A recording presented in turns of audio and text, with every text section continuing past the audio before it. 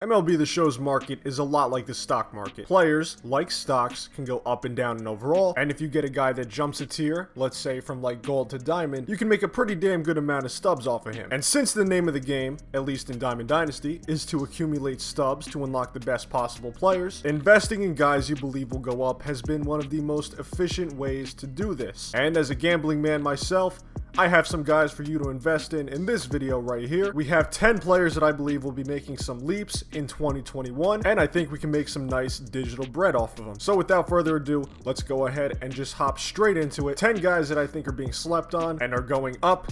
Here we go. And at number 1, we have Gio Urshela, who had another great year in 2020. He had a line of 298, 368, and 490 with a 137 OPS plus, and again, solid defense. He's going to be going into his age 29 season, so at this point, it's more of a thing of trying to keep the momentum going, and he will be starting again in 2021 as his main competition, Miguel Andujar, is out indefinitely with a wrist injury. So if he keeps playing like he did the last 2 years, I think he's definitely going to have an opportunity to go up. And I don't see why he'd be a bad investment in any way. I mean, the bat's always been the main issue with him, and it seems like he's had that all figured out for at least the last few seasons now. And over a full season, it's going to be really good to see if he can sustain it, and if he can, he's on his way up. And at number 2, we have Corbin Burnes from the Milwaukee Brewers, who had a great bounce back 2020 after an absolutely terrible 19, but an otherwise pretty good 2018.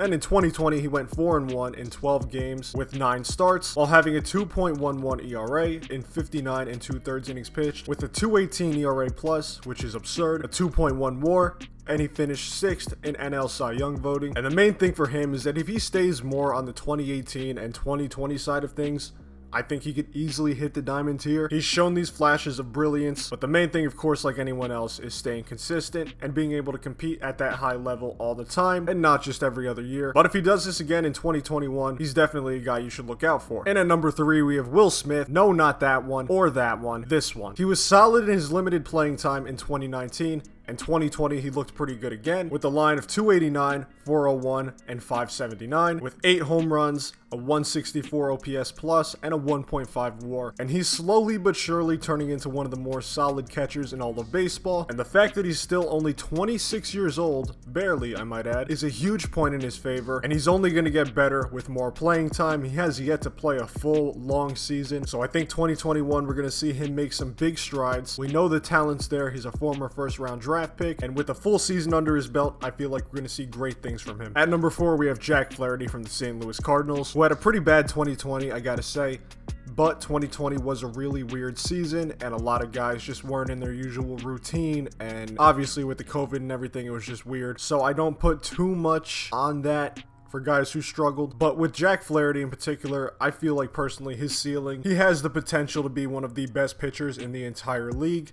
He's in a great organization to develop that ceiling, and we all know the stuff is there. The results have been there in the past 2019 and 2018, and with him being so young, I think we haven't even seen the best of him yet. So he's definitely a guy to keep on your radar, because when he truly gets going, I think he's going to be top 5 in all of baseball, and that would not be surprising at all to me. So definitely keep a flyer on him. I think we're going to see him become very good very soon. At the number 5 spot, surprise, surprise, we have another Milwaukee Brewer, and this time it's Woodruff, who was pretty solid in 2018 and again in 2019, and followed that up with another good 2020. This past season, he went 3-5 with a 3.05 ERA in 73 2/3 innings pitched, a 150 ERA plus, a FIP of 3.20, and a 2.1 WAR. And in the last 3 years, we've seen him be rock solid, consistent, and although he's not the shiniest pitcher, he's not the best, he's not the nastiest, these are very good numbers, and if he stays with this consistency again, I don't think it's unrealistic to see him jumping a tier and giving you the opportunity to profit off that a little bit. And low-key, him and Corbin Burnes could be a pretty nasty 1-2 punch for the Brew Crew, especially in that division where the offense is not exactly the strongest. So definitely keep your eye on him. I think he has a lot of potential there. At number 6, we have Salvador Perez, of course, of the Kansas City Royals, who bounced back massively in 2020 after missing all of 2019 due to Tommy John surgery, and he actually had one of the better years of his career last year, especially given the short season, hitting 333, 353, and 633 with 11 homers, a 160 OPS plus, and a 2.1 WAR, of course.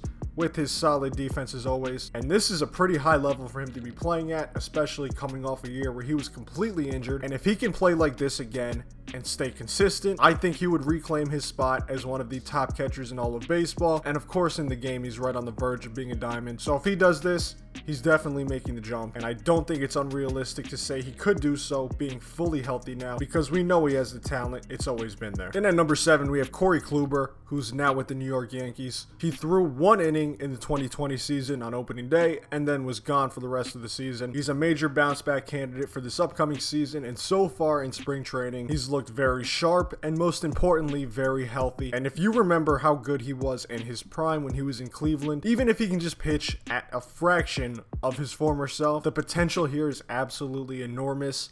And the sky really is the limit for him. Kluber's always had absolutely nasty stuff. Hopefully now, coming back after missing basically a full season, he'll be fresh, he'll be healthy, and he can get the ball rolling once again and at least pitch slightly close to his old form. I'm not expecting him to be the ace he was in Cleveland or anything, but even if he's just 80% of that, he's a very good pitcher, and I think you should keep your eye on him. And at the number 8 spot, we have Zac Gallen. I don't know if I pronounced his last name right, whatever, who I personally think is one of the most interesting guys on this list if we're talking potential-wise. I think there's a lot of really good upside here. He had a great year in 2020. He's only 25 years old. He sported a 2.75 ERA in 72 innings pitched, a 1.67 ERA plus, a 2.7 WAR, and finished 9th in NL Cy Young voting. And this was all done in the Western Division, facing all the West teams like the Dodgers, the Padres, the Rockies. These are all teams that know how to hit, and he had these great numbers playing only these guys last year, and doing this at only age 25. Now that's interesting right there. I'm really curious to see what he does over a full season, because if he can replicate this, he has a lot of potential to be one of the better starters in the league. So I'm going to be keeping a close eye on him for sure, and I think you guys should as well. And at number 9, we have Dominic Smith from the New York Mets, who's turned things around massively in 2019 and 2020 after struggling a lot at the plate in 2018 and 2017. And believe it or not, the main reason for this turnaround has actually been the fact that he solved his sleep apnea issues, and ever since then has started to absolutely rake. In 2020, he had 316, 377, and 616 with 10 homers, a 167 OPS plus, a 1.9 WAR, and he finished 13th in NL MVP voting. And throughout his time in the minor leagues, this guy's always been known to be a good hitter. But it turns out, when you can't sleep, you can't perform. Who would have thought? But ever since solving these issues, he's looked like a completely different hitter up there. And with more playing time, I think he'll continue to hit at a high level, although I'm not sure where that playing time would come from. But if he gets it, he'd be a great investment. He has a great bat. Even if he gets moved to another team to play more, definitely look out for him. I think he's going to be a very good hitter for years to come.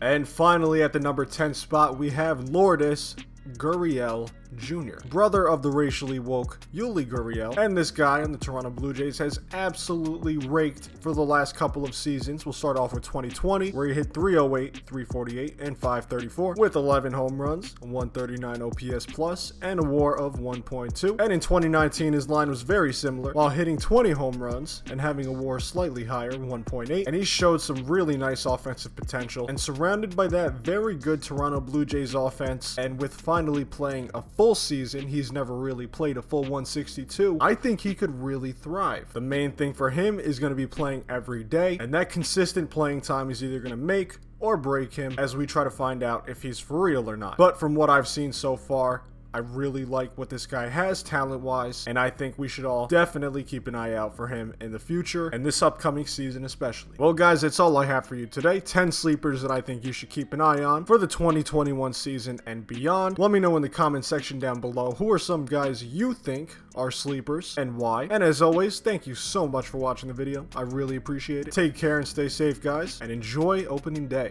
even though this is coming out afterwards. I'm out. Peace.